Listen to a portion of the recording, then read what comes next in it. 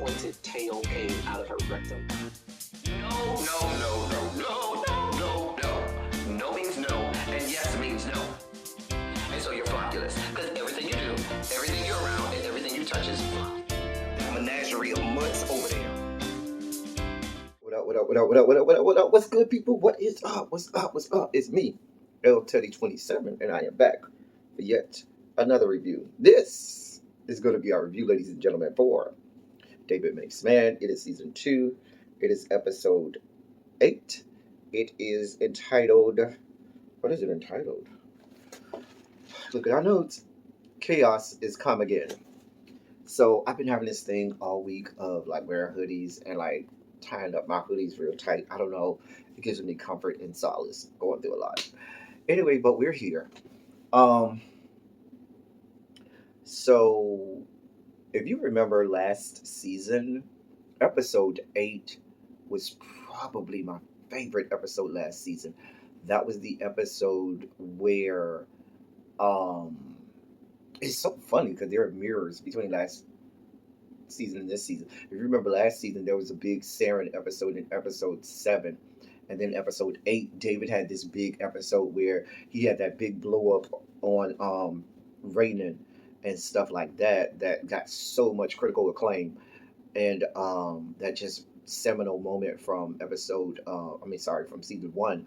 And so this season, I should say, I kind of feel like they tried to have another episode 8 moment where there was supposed to be a lot that peaked at this episode, and that would be a cog or a point where we could say, okay, that's where things changed, or that's where things kind of got figured out. And that's kind of what we have here. So the entire episode is set in one place. It's in the doctor's office, pretty much. Even though we begin, and I have notes here, and I'm going to read from my notes, but I probably don't need a lot, because normally whereas I take like damn near 20 pages of notes, I have like 5 pages of notes, which for David Makes Man is like unimaginable. Anyway, so he starts off. David is in the waiting room waiting for Dr. Holloway, and he picks up this magazine, and in the magazine he sees the ocean and there's fish and everything, and so this 2D inanimate picture then becomes animate in his brain, and he's seeing the fish move.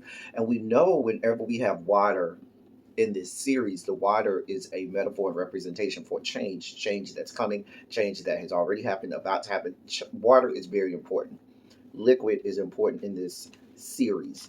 So that was foreshadowing, hey, it's about to be some things about to go on this episode. So David goes into the doctor's office, and Dr. Holloway, is sitting there, and before she can say anything, baby David done got these little worked out exactly how the session's going to go. He has goals, he has charts, he has graphs, it's color-coded. He done broke out poster boards. There's a whole plan of action. Baby, shouts out to people who watch me and watch The Real Housewives of Potomac. David needs to go and tell that chick, Wendy, how to come up with a business plan, because he had a whole business plan for how he was going to orchestrate this interview. I mean, he had the PowerPoints orchestrated, color-coded, threat level, red, orange, blue, green, graphed, pie charts. Sir, you're not the therapist here. This is not your session. This is not how this goes. But his big thing was he wanted to stick to work. He was like, I need you to help me with work. I don't need you to overanalyze me. I don't need you to get all into my emotions and psyche. I'm here for you to help me figure out how to knock down this stuff with work. So, and how to fix the problem that he's having with, the development plan. So he tells Dr. Holloway all about Saren and Marissa, and how they, screwed him over, and they messed up everything with his job. And I noticed that David lied about Saren trying to kiss him. And I thought that we were going to spend a lot more time on that, but we didn't. And it was a reason why we did, because that wasn't, all of this stuff is ancillary. All of this stuff is, just surface fishing when we start to talk about the Sarens and the Marissas and everybody else, even JG and Glow and everybody else involved. but we'll get there. We'll get there. So he talks about them and how they screwed him over, and how could they do this to him, and this, that, and the third. And so when Dr. Holloway tries to start to peel back some things and um, analyze the situations that's going on with work, he kind of abruptly, no, I don't want to talk about that. Let's get back to the point that I told you. I brought all these pie charts and graphs and color coded, schemes and everything and objectives and all of these things. Let's stick to that. Let's stick to work. And after a while, Dr. Holloway gets kind of frustrated and said, listen, since I can't do my job, here's a card for another doctor that I highly recommend. He's a life coach, and he can give you everything you need. He's not going to go too deep. He's going to make you feel good. He's going to tell you how great you are. He's going to give you all the stuff that you're looking for, and I'm sure he'll help you. Baby, I don't have it to do because that's not how I work. And so David eventually has to acquiesce because even if it was just for the simple fact that he said, I don't feel like explaining everything out for somebody else, so I guess I'm gonna have to just go with what you want me to do. So he acquiesces and allows Dr. Holloway to do the things that she does, do it her way, be a real therapist. So then they start to discuss Nicole, and David is like, "What the fuck are we talking about? Why are we discussing Nicole? What does this have to do with anything?" And so Dr. Holloway, she does what great tacticians do that are therapists. They become tacticians. They become, almost like surgeons, and with diamond-like precisions, take the scalpel and just peel away piece by piece the layers until they get to the problem. So she started to talk about Nicole, and David talks about having sex with Marissa, and he gives this answer that, and I thought it was a great answer at first. They even got me with it. He says, "Well, I understand that I had sex with Marissa because that would allow me to keep up a wall, and that means because I have a problem getting close to people, and by me having sex with Marissa, that could keep Nicole at bay, and that's probably why that happened." And so I was like, okay, that was a good answer.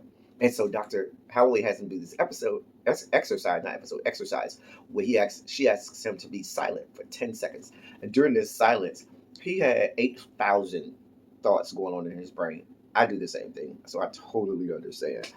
And I wrote down in my notes when he was having this 10 seconds of silence, this is where they messed up. And I expect, because there are several writers in this show, for this show. You got the 89 writers, the two guys. One's name is Lucien. I can't remember the other guy's name, but they're both from Miami. Terrell Alvin McCraney is from South Florida, Homestead area, Miami or whatever. And the fact that they let slip in this whole 10-second part, conch fritters. He talked about wanting some conch fritters. It's nobody from Miami, nobody that grew up around conch, nobody that knows anything about conch would say conch. That's what someone says who doesn't know what it is, or hasn't had it, or hasn't grown up around it. And David, being born and raised in Miami, you know what conch is. You'd never say conch. And so what I took that as being the actor himself, Kwame Patterson, probably grew up somewhere not familiar with that. And so that's why he would pronounce it as conch fritters instead of conch. That stuck out to me. That's the Miami in me. And I feel like those little details right there, they stick out to me. Anyway, moving on. You Dr. Holloway, after this 10 seconds, says, that answer you gave me before the 10 seconds was what you thought I wanted to hear, so we could put a button on that and just keep it moving. But that's not how you really feel right now. And she said, in those 10 seconds, I gave you a chance to really grapple with your real feelings, how you really are feeling in this moment. And she asked him, she just says, tell me. And he jumps up and blows up. And at first I thought it was one of his, how he has these moments in his head that we see acted out, but it isn't really happening. So he jumped up and just blows up and starts yelling at her and cussing and stuff. And I thought it was one of those moments, and it was for real. And she was like, now, was that really hard? I mean, no, he really jumped up and said that. And basically what he yelled at her and said was, I'm sick of you trying to tell me how the fuck I'm supposed to feel. And he says, telling him what he's here for. She says, I'm fucking sick of you telling me what the fuck I'm here for. And she was like, okay, now we're getting somewhere. Now we can start to get and really peel back some layers. So then David describes, she asked him to talk about work. And his whole demeanor, everything about him changes. Now this was great strategy by her. She knew she had gotten him to blow up and really get out some raw feelings, and he had really gotten angry. So let's take him from anger to a completely opposite emotion and look at and see the full scale and range of emotions, because she knows he's sensitive and serious about work, because remember that was the whole reason that he came in there. And so when she asked him, well, what do you do, he just put on this big smile. His tone of voice changed, his body language changed. He was so happy and so excited to tell us what he did, and being, um, nah, I don't forgot. But he talked about being a legal advisor and things like that for a real estate firm and stuff like that. This, that, and the third, and getting contracts, all of that, all of the minutia that goes along with his job. Anyway, she gets him to kind of piece together, what is the plan? What is your goal? What do you see for yourself in 10, 20 years? Like, why are you doing all of this? Because he talked about being able to, promise things that normally would take a long time in a short amount of time, which is what he did for Padilla. And the fact that he wants it where everybody in Miami knows, if you need something done, come to David Young. And he wants a legacy for himself. And I wrote influence, and then I eventually wrote ego. Yeah, he wants a legacy. Yeah, he wants influence, but certainly this is to feed David's ego. And I've been saying I've said this several episodes now. David is a control freak. He needs to be in control. And egomaniacs are always like that. We'll get to control in a minute. Matter of fact, we get to control the very next thing that Dr. Holloway starts to pick apart. She said, well, listen. She says, you're addicted to chaos. Basically, that's what she said. And those weren't her exact word, but she basically told him, listen, I feel like you're addicted to chaos. And when he heard that word addicted, it was a trigger word for him, because his mother was an addict, and he could not wrap his hands around being an addict and addicted to anything, and that bothered him. And so he wrestled with that with her. And she was like, addictions don't come just in the form of chemical dependency. They come in the form of other things. You can be addicted to anything and OD on that. And she brought up his mom and Glow, and how she's now no longer addicted to drugs. Well, he brought up his mom, and she was like, well, she's still an addict. She's not necessarily addicted to chemical drugs, but she's addicted now to parenting, and how she wants to overly parent. She has the home with all the LGBTQIA plus youth. When JG got sick, she was just overly mothering, and you see that sometimes with a lot of parents who did the wrong thing early in life by their kids, and then later on when they get clean, now they want to overparent, and and so forth like that, and compensate for time lost or what they did not do. And so she starts to introduce the fact that whenever his job becomes mundane and things seem to go right and finances are good and everything is falling in line, he has to create this space of chaos for himself, because that's what he's addicted to. It was quite powerful. Um, then they discuss David and the thing he does with killing off people. And so they talked about him killing off JG when he became an officer, because he couldn't control what would happen. And he didn't know day to day a police officer any day could die. And so his way to cope with that is to kill him off in his head. And that way it prepared him for when he ultimately got a phone call saying that his brother was dead. And same thing with Glow, because Glow was an addict. An addict can fucking OD at any moment. And he had prepared himself for his mom to pass away, and he would have to take, and he had already started being the man of the house and, doing everything. So he had already killed his mom off a long time ago. And so, and so now we get to the point where um,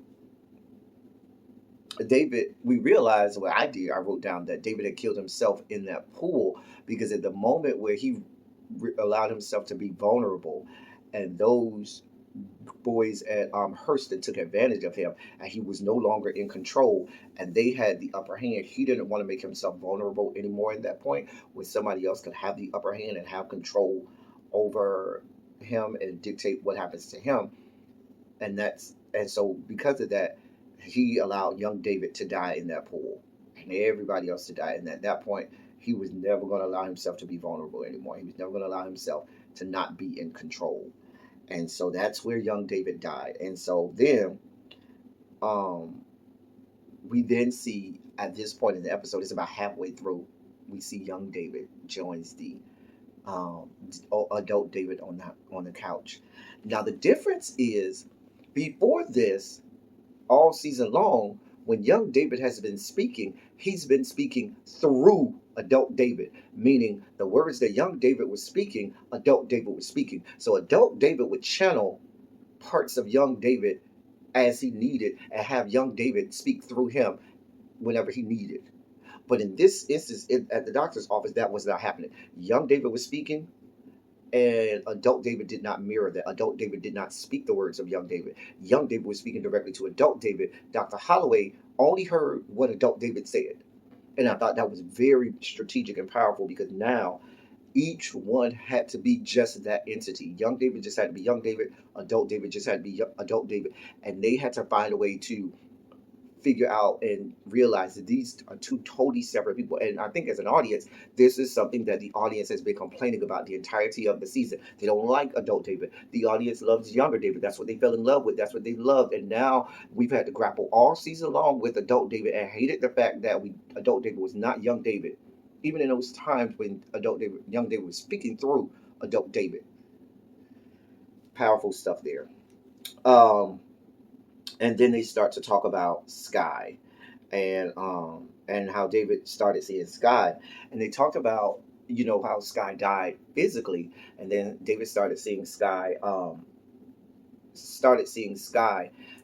stuff like that. But after a certain point, he stopped. I feel like something's in my nose, y'all. Sorry.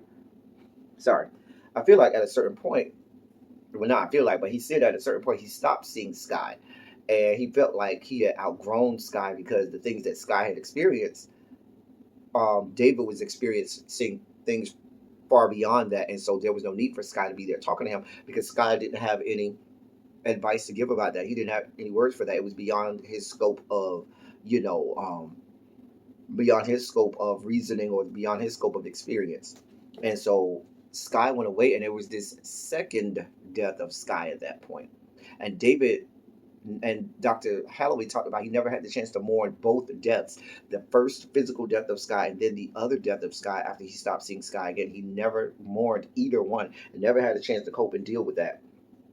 And that was real. That was real. And so young David ended up having to grow up fast and what was that phrase they kept saying? Never. Shoot, I should have wrote it down. Always stay ready. If you always stay ready, you don't have to get ready. Something like that. Always stay ready. You don't have to get. If you stay ready, you don't have to get ready. Something to that effect. When you always stay ready. And that's what young David ended up having to do. And Dr. Holloway then has this moment with David. She said, "Listen, and let me say, whoever did makeup for Dr. Holloway, baby, y'all did that goddamn makeup, baby. That is a beautiful." Seasoned black woman with beautiful melanated skin, beautiful gray hair. I was with David on that. I like her, and because you can see she looked like she smelled good through the television screen. Beautiful black woman, beautiful black woman. Let me just say that the actress, whatever actress plays her, beautiful lady. Anyway, but she says to him, "Whatever happened to Sky wasn't your fault. That boy couldn't have stopped what happened." And he had to realize, listen, that's not your fault what happened to Sky. There was nothing you could have done as a 15-year-old. Well, he wasn't 15, I don't think, with Sky. I think he was like 13 or something like that, 12 or 13 at that point. And so David sees Sky at this point, and both young David and old David turn around and they see Sky, and Sky's there, and they have a little bit of dialogue, but the dialogue wasn't that important because he mentioned the whole "if you stay ready, you don't got to get ready" or whatever the phrase was. Always stay ready, something like that. And but he called David Man of War again, and I think there was an episode titled Man of War last season, and it was a metaphor for always staying on top, but being ready. Because with a Man of War, for those people who didn't grow up around Man of War in Miami, we have a lot of Man of Wars. I think I explained this at some point last season if you go back and watch my reviews from last season. But the real Cliff Notes version of the metaphor is a Man of War is a type of nematocid. It's a nematode. If you look at the animal kingdom, nematodes have nematocysts. And what nematocysts are is what jellyfish have. Jellyfish have tentacles, and in those tentacles, there are stingers inside those tentacles. And so, anyway, what a Man of War is like, it looks like this big bubble that's floating on top of the water. What you don't see, so it's always on top of the water. What you don't see is underneath it, under the water, it has long tentacles that is ready to strike at any given moment. So it's always on top and it's always ready to kill anything around it. And so that's what David was supposed to do. Always be on top and always be ready to attack and kill. So yeah, and we get them all the time in Miami. You'll see, I forgot what time of year it is, but you'll see, like, if you go to the beach is, sometimes littered with men of war on the shore that have floated onto the shore and stuff like that. So think of a type of jellyfish. Anyway, and they call Portuguese man of war. If you, I think that's one of the more official names for it, Portuguese man of war.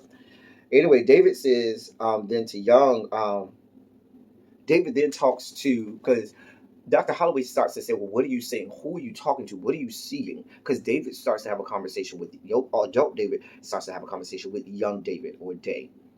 And David tells Dr. Holloway kind of deduces, are you talking to that boy? And he says yes. And he talks about how young David is out of control. And young David is just messing everything up and out of control. That every time I get out of control or do things that just get me in trouble and mess me up, is always because of that young David. And we flash back to all of these different scenes where you see young David in the place of adult David, and young David is speaking and young David is acting out. They showed the scene where they choked the neighbor. They showed the scene where he lied to Mr. Padilla, and they showed several little scenes. And so at first, and I'm just having a moment of self-disclosure, I thought that Dr. Holloway was going to agree with adult David saying, yeah, you have to sometimes stifle that part of yourself because it's getting in the way. But she said the complete opposite. She said, absolutely not. You can't drown out that young David. You cannot bury that young David, because the problem is you're a control freak. The problem is you want everything to go strategically and structurally in order. And that's not how life is. And you, of all people, need a little chaos. And not the chaos that he likes to create for himself, but chaos is just knowing that things are not going to go the way you expect them to go. See, his kind of chaos is the one where he can manipulate, okay, let me create this chaos and now I can find a way to get out of it easily. But sometimes you just got to have a little fun and take a risk and live a little. And that's what she would say. You got to have some fun. You got to take a risk. You got to live a little. And sometimes when he does act out and lash out, that is the young inner David coming out, trying to say, nope, I'm not going to let you dictate this. I'm just going to let this happen. And she said sometimes our inner child comes out just to remind us that we do need those moments of disorder. Fabulous. Listen, can I get Dr. Holloway to be my therapist? Because your bro needs help over here, okay? Anyway, they talk about the last time he had fun. He said that really was when he drowned in that pool, and they talked about the drowning in the pool. We talked about that earlier. Then we have this moment where you got adult David, you got young David, and then you got, we'll call him real young David, who looks to be about 5 years old or so. And real young David is there, and they have this flashback where real young David looked at Glow laid out on a couch or whatever, looked like she was strung out or passed out on drugs, and he's crying and trying to tell his mama to wake up, and she won't wake up. And I think he, I guess it was supposed to be a moment where he realized that, okay, we have a problem here, and I'm gonna have to try to figure shit out on my own. And so you saw young David do what young David does, which is always there to help and comfort and be there for somebody. And in this case, young David did that for real young David, and he had always done that, where he was there to embrace real young David and help real young David get beyond not having a parent. And that's what young David did for real young David. But the problem is adult David never was there for young David, and that's what Dr. Holloway was saying. Young David was there for real young David, but adult David wasn't there for young David, and young David needs adult David to be there for him now and to really embrace him and tell him what he needs to hear and how he really feels. So they had this whole big moment that got real emotional. I was over here crying and stuff like that. Y'all know me. They took me out. It don't take much to take me out nowadays. And Dr. Holloway then forces adult David to speak to young David and talk to him about his real feelings and about stifling him and burying him and killing him off, so to speak. And he had this moment. He apologized and he said, I'm so sorry. And he's crying and we are emoting and everything is so good. Baby, Dr. Holloway looked at the clock and said, our time here is up. And David said, what the fuck you mean our time is up? And I was with David. I was like, bitch, the fuck you mean our time is up? Girl, we just get to the good part. Girl, we just get where we need to go. Girl. Girl, I could have pushed Dr. Holloway off that goddamn chair. girl, I'm gonna push you down. Girl, she was like, it's over, honey. It's over. She's like, how the fuck I'm gonna get through work and figure this shit out? And I'm just getting to the point where I'm supposed to be. Mid snot bubble and tears. Because he was giving me a whole Viola moment. He was trying to give me a Viola snot bubble. He was trying for the snot bubble. Everybody can't pull off the snot bubble. Anyway, she tells him he needs to take some time off work. And he needs to take some time to explore chaos, not being in control, having some fun, allowing young David to frolic and roam freely. And David leaves, and he walks outside and is trying to pull himself back together emotionally. And young David walk out right next to him like, oh shoot, we got doctor's orders to take time off and go have fun, and we rich and got money. Bitch, I'm out. I'm about to go have some money. So young David told adult David, no nigga, you on time out. I'm over here ready to roam free, which means that he needs to just go and just explore being young David again. And that is what we as an audience want. If he truly can go back to being young David, we're going to enjoy this so much. Anyway, it goes off from there. Listen, one scene for the whole episode, and it was great. It didn't miss a beat. This has probably been my favorite episode this season so far. My favorite episode this season. I can say that. This has been my favorite episode this season. Yes. So I was glad for this episode. Let's get in the comment section. Y'all let me know what y'all saw. Y'all give me y'all analysis. Y'all know what we do at this point. It's time to get in the comment section and argue about what we saw. Until next time, I will see y'all in the comment section. That's all I got for y'all. Thank y'all for coming. Y'all drive safely. I'm out.